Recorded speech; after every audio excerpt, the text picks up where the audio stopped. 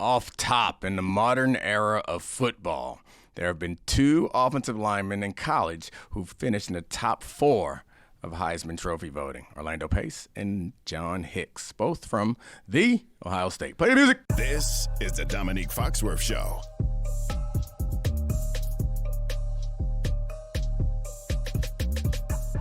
Welcome to the Domonique Foxworth Show, a very lineman focused show. I'm joined today by the great Charlie Kravitz as usual and our normal Monday buddy Bill Barnwell.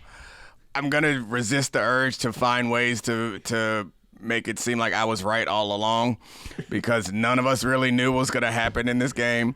But I am encouraged by the fact that at the beginning of every season, anyone who listens to this show knows that I say you pick your team based on who has the best offensive line. And it seemed like that this game was all decided about how good the Eagles' offensive line was and how bad, not just bad, because that feels like it takes away from how good the Eagles' defense was, but how exploited the Chiefs' offensive line was. Yeah, I mean, as you were saying that, in my head I started wondering if legitimately if the Eagles could have won this game only playing 4 offensive linemen, but I don't know. Okay, so we should get into this. The Eagles eviscerated this Chiefs team. It felt like men versus boys. It felt like they were same story as the Commanders game, except for that the Chiefs couldn't get anything going on offense at all during points of this game. The Eagles were up 40-6, and the Chiefs scored a couple garbage time touchdowns to bring the game closer, to make it look somewhat more respectable. This is a huge dent in the GOAT case of Patrick Mahomes. This is a huge elevation of Jalen Hurts from a guy who people doubted to someone who is Teflon as this Philly quarterback. Charlie, you me. were the one doubting Jalen. That's right. Me doubting him. Hand up, my bad. Sorry, Jalen. You rule. You're a Super Bowl merchant. This is the best merchant you've come up with. He's just Super Bowl merchant. Just spamming great Super Bowl games. That's over all and he over does. again. But where do you want to start with this one, Bill? What's the angle? I would like to start. Do it in the regular season, Jalen.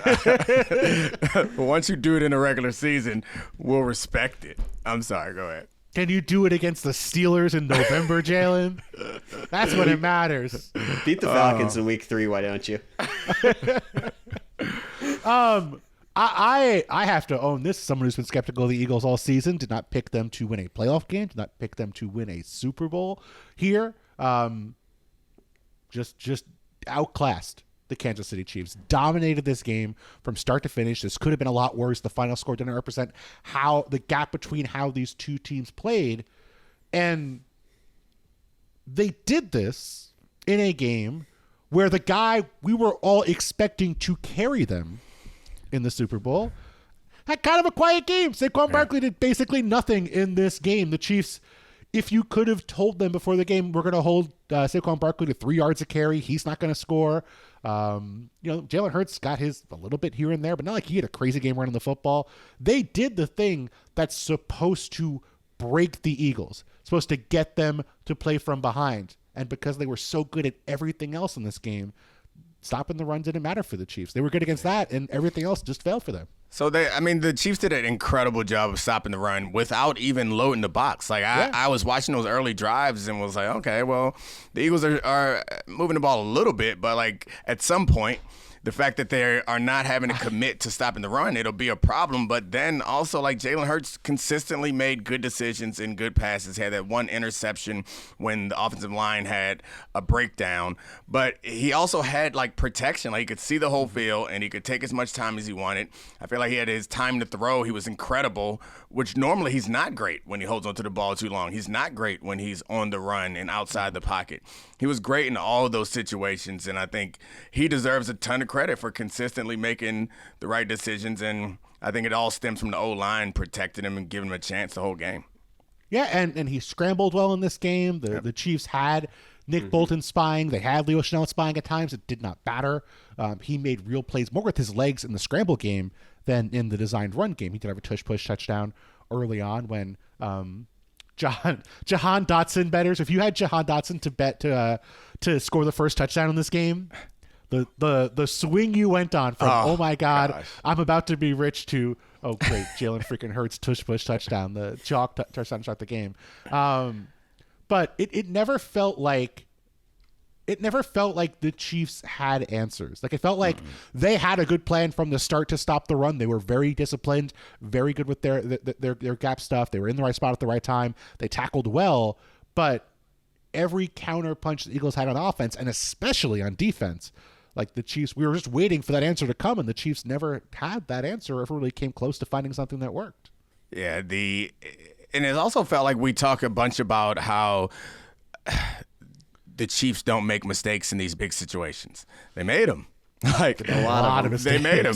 Like Yeah. I think it feels like because the score was such a blowout that like the result could not have been any different, which maybe that's true. Maybe they were outmatched to that degree, but there were a lot of mistakes by the Chiefs early in this game that really took away any chances that they had of like keeping it close and giving them a chance in the second half. And once they didn't score in that opening drive in the second half, it just felt like all the doors were closed to them and they were forced to do the thing that they haven't been able to do consistently all season. Is like sit in a pocket and accumulate big chunks. And we always talked about how the Eagles have only one way to win, kind of, is how we thought about them.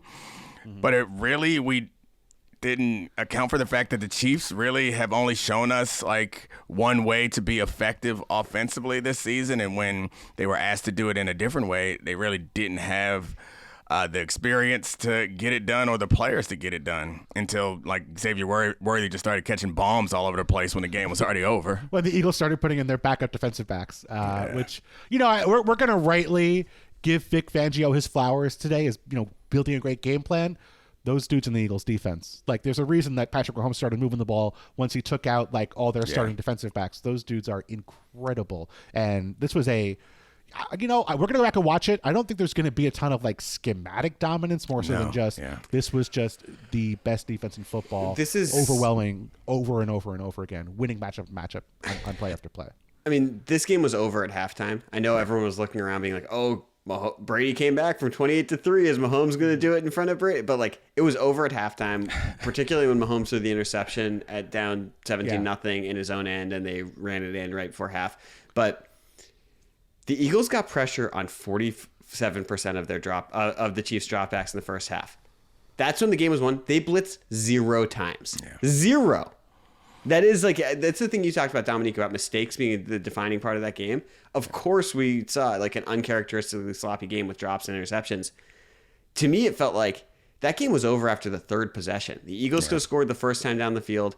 Then the Chiefs had the 4-and-out, and they got the one first down to Juju Smith-Schuster on their first offensive play, and then we're 3-and-out, and then the Eagles ran it down their throat and scored, and physically dominated them. This game felt like a game that you could play 10 times, and the result will be the exact same. It felt like they were so outclassed roster-wise. I'm surprised you think it was defined by mistakes. To me, it was just a huge talent gap that's been like covered up by Mahomes for a long time that finally got exposed. Yeah, I think both are true. I don't think that my point is only that the Chiefs' mistakes helped this game be over. So I started getting texts at 17-0. Oh, this one is over. Which, like, I was a little hesitant to say it was all the way over. But I do think that the reason why it got so far out of hand so quickly was helped by the mistakes. So I'm not arguing that somehow the Chiefs were better and they gave this game away. Like, normally that amount of mistakes makes you lose by 10 points or maybe 14 points. The fact that they lost by, which should have been 50 damn points, the way they got their kicked, I think was a combination of this team being better and there being mistakes. There is a scenario where this game is much closer if D-Hop catches that ball, if Mahomes doesn't turn it over and throw those 2 interceptions. Like, these are things that you don't have happen. So, like, if Patrick doesn't give them 6 points twice, frankly, like the pick 6 and also the throw to Bond before the end of halftime, like that's 14 points that he gave to them, and DeAndre Hopkins drops a pass that seemed like it's going to be a big game to set them up to potentially score some points. We're looking at a different game in the second half, and they might still get that kicked, but at least the game won't be over already. Like, the game was over at halftime, guys. That's the only point I'm trying to make. I can't believe I'm arguing that Domonique Foxworth needs to give more credit to the defensive side of the football here. The passive force, you're saying Patrick Mahomes gave them 14 points. Did Cooper DeJean like just not be standing in the middle of that zone waiting to catch that pass and return it for a pick six? Was there not a pass rush pushing, I think it was Joe Tooney, back into Patrick Mahomes when he threw that pick to Zach Bond? That is stuff being created. Mistakes being created by the Eagles. Now, admittedly, the second and 26 personal foul, that was a gift. DeAndre Hopkins dropping that pass that would have been like a 50-yarder before halftime, that was a gift, yes. I will say that. Yeah. But I think the Eagles forced many of the Chiefs' mistakes in this game. These were not unforced errors from Kansas City. That's a fair point. They did force those turnovers, that fumble later in the game. I mean, I guess the game was already over when they got the sack fumble on him. It was definitely a forced fumble. So I think that's fair. I guess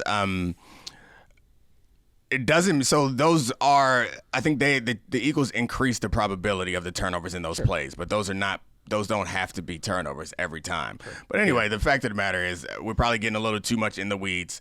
The Eagles are the best team in football. And they've demonstrated for much of the season that they're the best team in football, and they really drove the point home against the one kind of unbeatable type of team. It looked a lot like when the Bucs beat the out of Patrick Mahomes in the Super Bowl. But that was different though. But that was a game where two things happened. Number one, the Chiefs were down pretty much their entire starting offensive line. I think they had one starting offensive lineman. The Chiefs had 4 of their 5.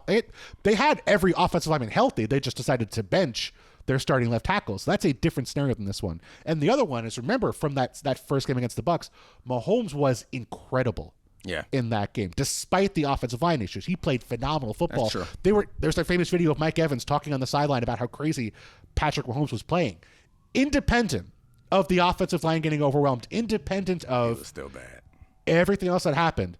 Patrick Mahomes was not good in this game. After adjusting for the pressure, after adjusting for him scrambling, after adjusting, he just missed his throws. That out to Hopkins on that fourth down, he left too far inside. He didn't find places to scramble at the football. Like all the things we take for granted about Patrick Mahomes and what he's going to do in games, he was not able to do even after you account for all that other stuff. Yeah, he threw behind Kelsey on a couple of third down situations. It was rough. You just brought up something that's really interesting about that Bucs Super Bowl. I want to spin this forward, and I've a bunch of questions about spinning this forward, but thank God. A lot of people waved off the Bucs Super Bowl and being like they had no chance. The offensive line was too beat up. None of this should stick to Mahomes. He's Teflon. He's Michael Jordan. He's Tom Brady. He now has 2 blowout Super Bowl losses. This one he was really, really bad in. Does this stick to him? Because I'm not talking about stick to him like, oh, he's not an all-time great quarterback, but he is chasing ghosts, and this is a serious ding to someone who had like a sterling reputation in big games. Yeah, I mean, the only blowouts in like recent Super Bowl history, like, were those 2 Patrick Mahomes games. Like, I'm looking at all the scores of these games. It's this one. It's the Tampa Bay game. Yeah, it's pretty much it. And the Seahawks. Peyton losing to the Seahawks. Yeah, that's the last one. In 2013 was the last blowout that didn't involve. Yeah, that wasn't blowout. I mean, I guess they dominated the game. They 24-10 in that game, but it wasn't really a blowout. Peyton Manning had one arm in that game and couldn't throw the ball more than 10 yards downfield. That's as much of a blowout as you were going to get with this bad version of Peyton. The sad part is his one arm was his non-throwing hand. That's the thing. I think so. To your question, I think that it's like a seed. Mm-hmm. I think it depends on what happens in the next 2 or 3 seasons. If this sticks to him, if he bounces back and is the Patrick Mahomes that we have come to expect and know, then it doesn't stick to him. But if he misses the playoffs or comes up short a couple of years in a row, like I think this does stick to him, or has another big game collapse like this. It sticks to him in the way that you're talking about, not in a way like he's not one of the best quarterbacks he's ever seen, but like the Brady comparisons, those will stop. It has to stop right now for the time being, right? Like he lost to Brady twice in the playoffs. He's gotten blown out in 2 Super Bowls. Like he had 2 opportunities to beat Brady. He lost both of them. He's also won 3 Super Bowls though. I think that he's still in the like what do you want to compare him to quarterbacks in the league? Like, he's still in Brady company. Like, that's the only. I mean, there's nobody else to compare him to. Like, he's got almost as many Super Bowls as Joe Montana already. Like, it's who else can we compare him to? Like, Brady's the only person we can compare him to. If he starts. If he continues, if he has a few more seasons that are disappointments, which this season they lost in the Super Bowl. They get blown out, but they lost in the Super Bowl. There's a few more seasons like that, then we'll dead all the Brady talk and just compare him to the rest of the greats. But until that happens, I think we're still going to consider him as a Brady competitor, not competing with the rest of these guys. What happens next is important, right? I mean, because remember with Brady, he won 3 Super Bowls very early in his career, and then there was like a 7-8 year period where they came up short. They lost a couple of Super Bowls to the Giants. They had a couple of frustrating playoff losses to the Ravens, including a blowout loss in the is that the wild card round? The year they lost by a ton of points to the Ravens early on. He lost to Joe Flacco. He lost to Eli twice. Like, it wasn't like he was losing to the Hall of Famers or the superstar quarterbacks of that era. But we don't remember those because Brady came back later on in his career and won a bunch more. So to me, I think if this is the last time we see Patrick Mahomes in the Super Bowl, which I think is extremely unlikely, then yeah, we are going to have that as part of the Mahomes calculus. But as we move further away from this game, I don't think we're going to look back and say, oh, he only lost by a couple points. No one says, hey, Tom Brady only lost by a couple points when he lost. They still lost. That's all that really matters in the long run. So I really think it comes down to, if Mahomes is back here next year, I don't think people are going to care that he lost by 20 or 30 points as opposed to losing by 2 or 3. I mean, it's a part of it's the ways that Brady did lose the Super Bowls were to like heroics. Like, it was the David Tyree catch, the Mario Manningham catch, Nick Foles Philly special. He had 450 yards in the Nick Foles game. Yes, that was the one. But the Giants game, he did not have great games in either. He literally took a safety on the opening drive in the second Giants playoff game. Yeah, I'm looking at it now. His total EPA in Super Bowls: Tom Brady 9.9 per game, Patrick Mahomes 1.5 EPA per game. Per play, 0.21 for Brady, 0.03 for Mahomes. I'm just saying, like, it's just like when you're comparing it at this company, and like this was going to be a coronation. He did something that Tom Brady never did. And I mean, I think of this like Patrick Mahomes when he was like early on in his career before he was saddled with, Tom, Dick, and Harry playing wide receiver for him was like the most aesthetically pleasing quarterback we've ever seen. And now it doesn't look like that. But this is the only comparison. If you're going to be compared to Tom Brady, like we have to look at the hard truths about it that he hasn't played. I don't know that when Tom Brady goes into Canton, they're going to have his playoff EPA per game on his plaque. And I love EPA, but like, let's be honest here. When we have these conversations about these guys, we're not considering, what kind of advanced stats they racked up. And I think that is the, are we talking about what I'm going to care about or what the broader universe is going to care about? Because I think the broader universe is going to care about, does Patrick Mahomes win 5 or 6 or 7 Super Bowls? And he still has on a better track to do that than anybody else in NFL history, Tom Brady included. Last thing I'll say, Tom Brady, 21 TDs, 6 interceptions in Super Bowls. Mahomes, 10 TDs, 7 interceptions. You hit us with EPA per play and then touchdown to interception ratio. That's what you said. No one cares about EPA per play, so I had to hit you with the TDs. But he said that people care about the ring count, and I don't know if you noticed this, if this happened for you too, Bill. But when he threw his arms up triumphantly, it froze like a 90s sitcom. Like they introducing the characters, like he just like the Toyota challenge. You remember that? Was that Toyota commercials where they would jump and freeze? We're old. Hit him with the Jerry Jones. What was the Ray Summer challenge? And that mannequin was challenge. Yeah, the mannequin. Hit him with challenge. the mannequin challenge. Was that a Ray Shremmer song? Whose song? Yeah, Ray Shremmer. Yeah. So can I ask one more pushing it forward thing? Because last time the Chiefs got blown out in the Super Bowl, they traded Tyreek Hill, rebuilt the offensive line. That was not even in the Super Bowl. That was in the AFC Championship game. Sorry, the AFC Championship game after the Burrow game, and they rebuilt everything. They're like, the number one thing is keep Patrick Mahomes upright. We're gonna have a really solid defense. We're gonna build through the draft. Do we need to not build around Tyreek Hill, who's aging, and Travis Kelce, who knows what the future holds for that guy? But what do you think the Chiefs do to reload to this? Because if you're saying this is now a multiple thing, what's the next step in getting this team back to playing? I mean, they made the Super Bowl, but playing a style of football that we think is more sustainable, where their margin isn't razor thin in the games that they win, and they aren't susceptible to these games. This to me seems obvious. Like, I feel like we talked about this 2 or 3 weeks ago. I forgot who we were talking about. Someone else's roster construction, and somehow we got onto the Chiefs roster construction. Even before we saw this game, like I was saying that they should invest in offensive linemen and not so much in first round receivers and skill players. Like, I think that's the place where, if you protect Patrick Mahomes, like I feel pretty confident and hope that you can, through free agency or through late in the draft, find receivers to get open. It seems clear to me that you need to stop around and get this man a real legitimate offensive line. But they tried. I mean, they signed Jawan Taylor to a massive deal. He's one of the highest paid right tackles in the league. They went and used a third-round pick. They used a third-round pick and a second-round pick on offensive linemen. Wanya Morris, the third, Kingsley Su'Mataya, the second-round pick, neither of whom played in this game because they didn't trust either of them.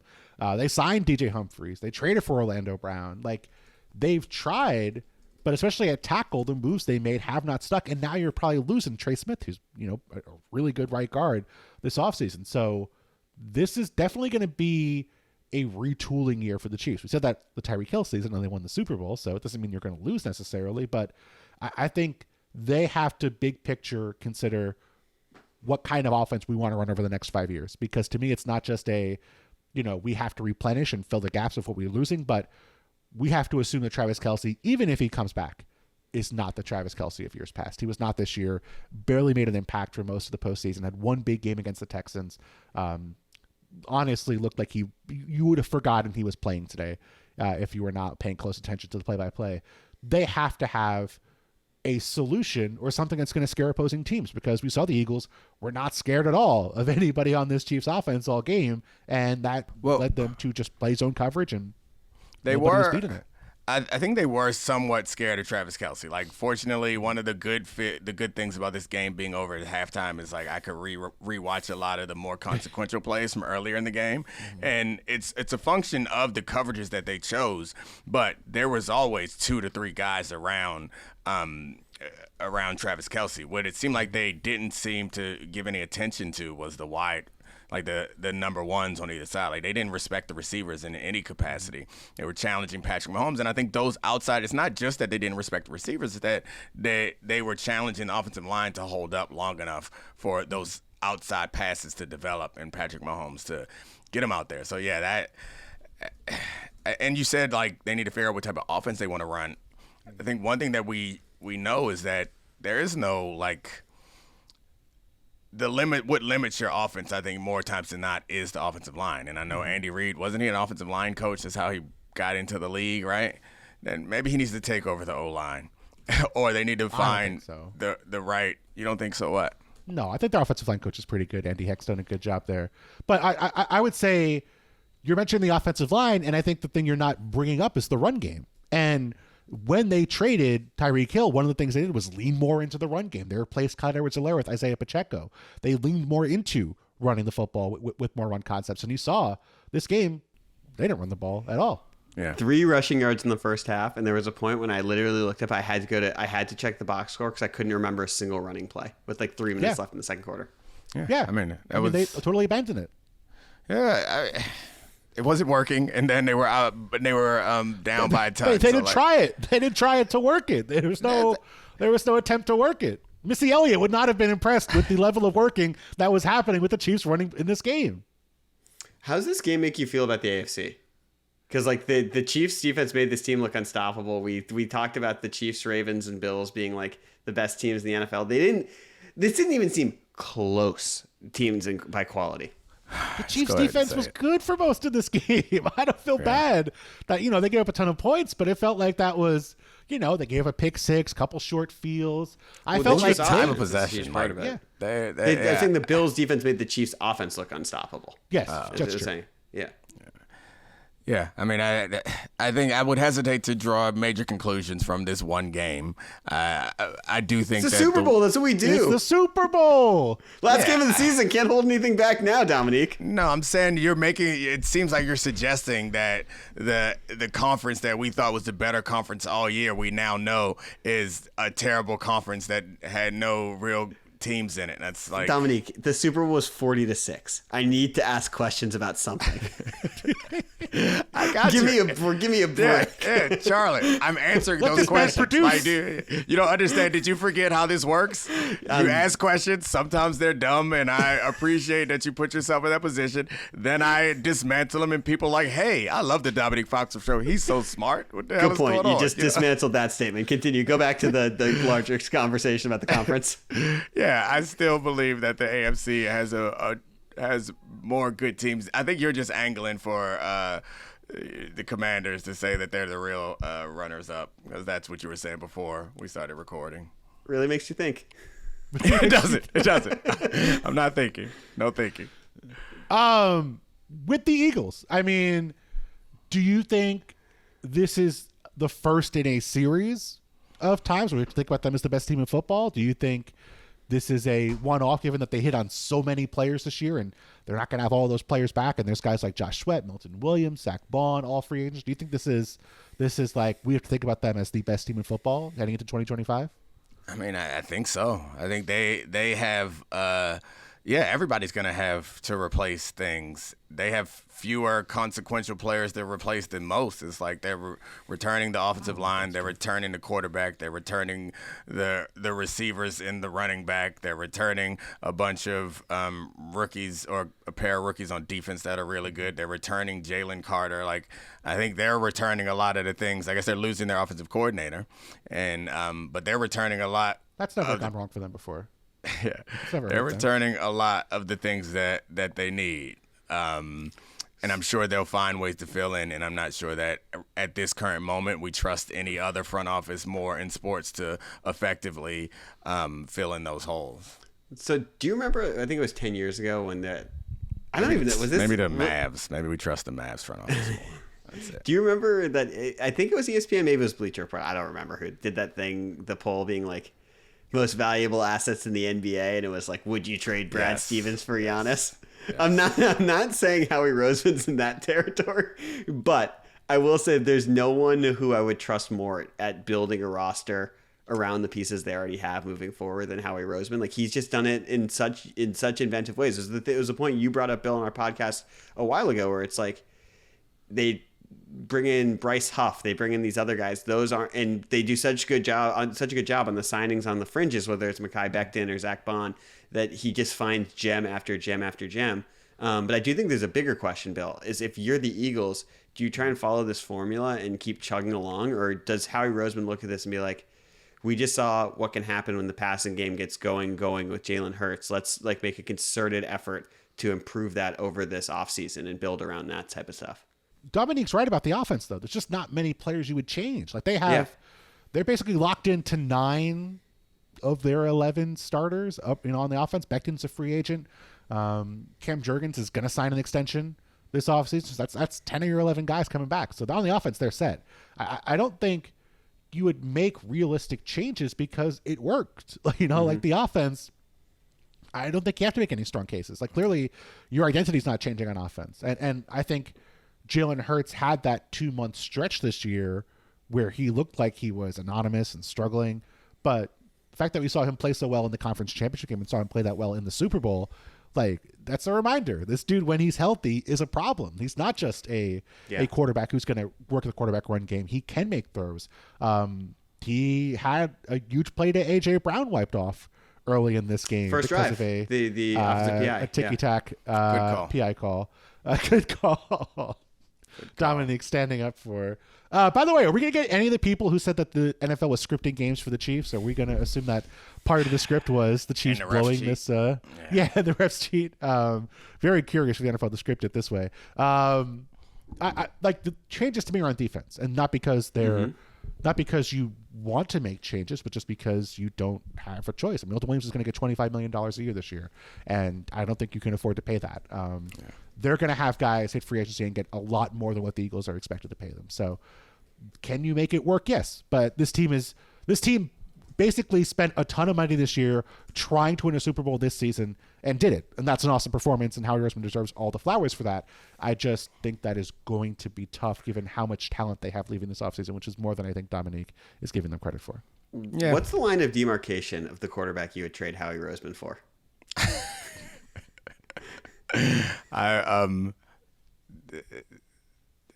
Depends on where your tiers are right now. Eagles fans have wanted to fire Howie Roseman like 3 times over the course of the last decade. It's incredible. And Nick Sirianni, too. That's a straw man. They might want to fire Nick Sirianni tonight. What's the Dak line? Under Dak. I knew you were going to go there. I mean, I think it depends on your roster. So, but he builds the roster. He finds the Zach Bonds. It depends on your roster right now. Because you bring Howie in there, it takes time to implement. If you bring Dak in right now, then you're good to go. Knock it out.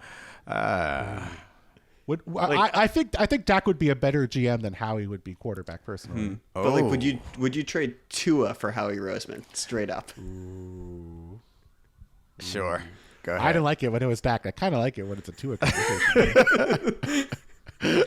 Yeah, I mean, I think Tua has other concerns. I don't know. Like, I feel more confident. Caleb Williams for Howie Roseman straight up. All right. Okay, no. Now I draw the line there.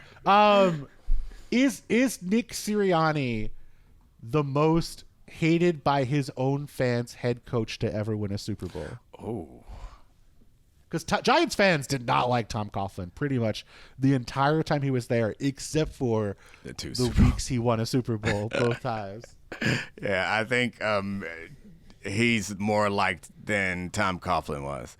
I think that there is a contingent in the Eagles fan base that see themselves in him and love that about him. And I think now Tom Coughlin went from being a Super Bowl champion and loved to being disliked again soon after. I think Nick Sirianni is pretty much golden for as long as he wants to be there. I don't think they'll turn on him. Last time the Eagles won a Super Bowl, they got booed off the field by their own fans halftime of week 1 the following year. They booed him off at halftime of the season opener the following season. I made a mistake of thinking Philadelphia was human. Barry Switzer? Oh, Barry Switzer. That's perfect. Post Jimmy Johnson. Yeah. He won a Super Bowl and they hated him. And then they didn't win. Or I guess they lost the first year. Charlie. I'm impressed. This is, That's all. Trying to think of what else from this game do we want to talk about? It's not good. It's not good. All year we're like, man, how much stuff can we fit in the show? There's so much stuff to talk about. We're like going long. I'm trying to get my column done, and we're like 35 minutes into the Super Bowl recap. We're like, what else are we gonna talk about? So, what else is out there? What's going on? Kendrick Lamar, guys. Should I introduce the Lordy scale? You can introduce the Lordy scale. Do you remember, Bill? Do you remember when Michael Wilbon tweeted "Lordy" during the Shakira Jennifer Lopez halftime show?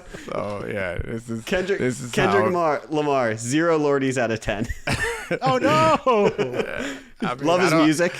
Based on how the Lordy scale was created, I'm pretty sure that Kendrick Lamar is more than satisfied that he got 0 out of 10 Lordies on the Lordy scale. I don't think that Kendrick Lamar was like, how could I get Charlie Kravitz and Michael Wilbon to hit me with a Lordy? Yeah. I think he was happy with it. He performed the song. He said A minor. It was great.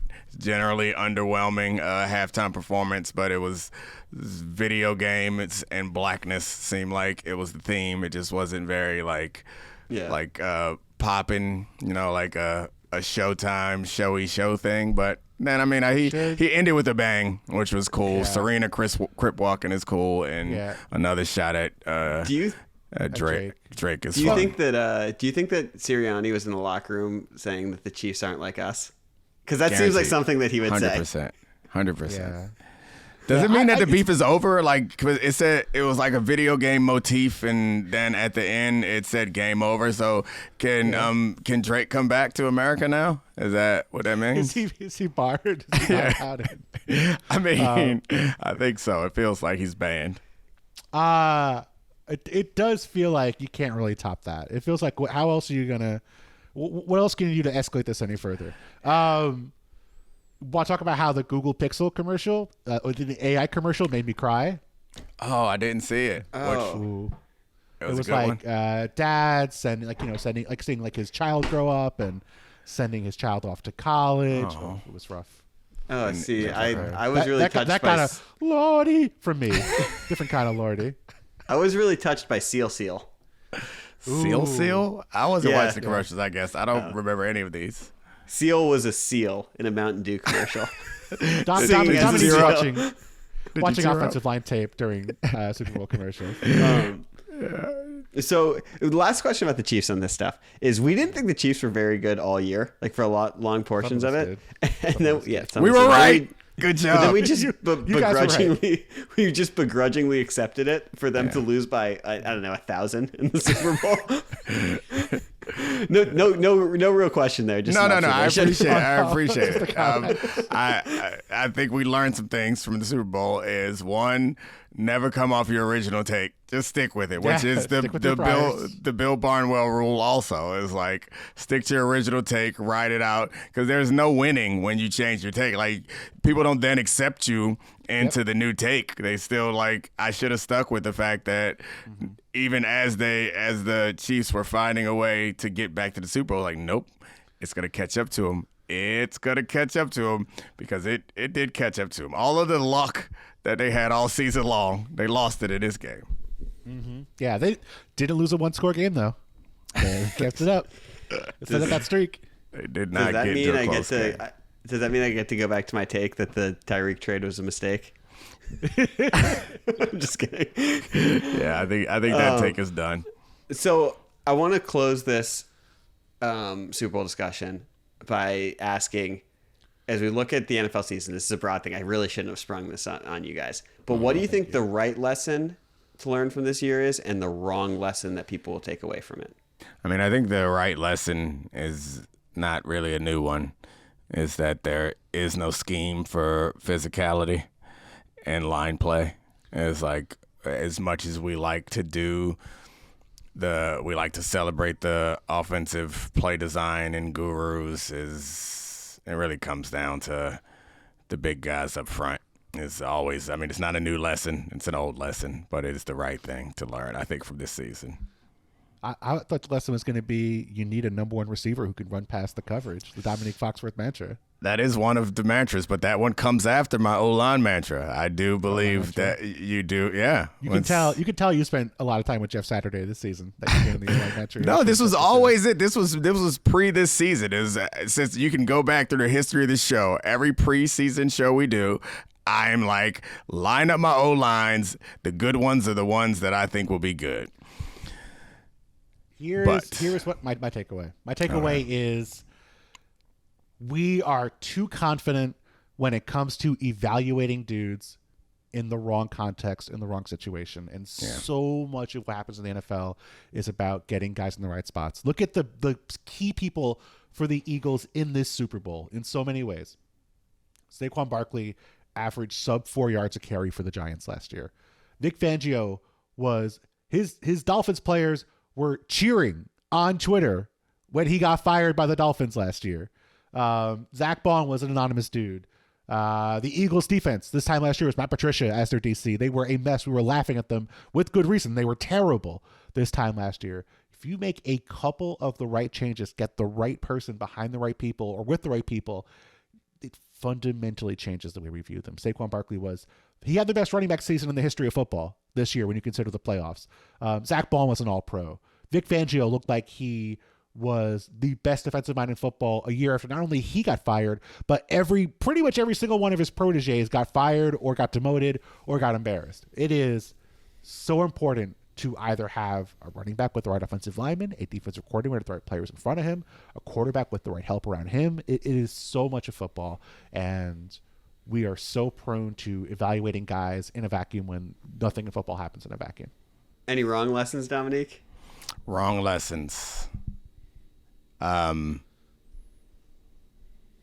evaluate magic. Don't evaluate the Saints after 2-0.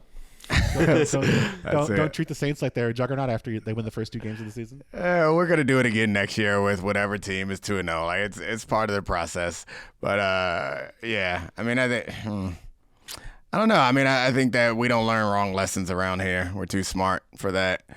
I do think that resist the impulse, and we all managed to resist this impulse. It took a little while, but resist the impulse to bet on Magic. Like it's science and art. I think maybe better than Magic is like if the science is physics, I'm gonna bet on that over the art of a quarterback. No, I just think that. Never mind. All right. Thank you guys both for doing this. It is late. I am tired. I will be up in the morning on Get Up, so I appreciate you. And I know, Bill, you'll be up all night writing about this very riveting Super Bowl, so thanks again. What the hell am I going to say? We'll find out tomorrow morning together. All right, Charlie. Thank you. Thanks to all the great producers. I love you, Pod Bill. We out. Go Birds. This is the Domonique Foxworth Show.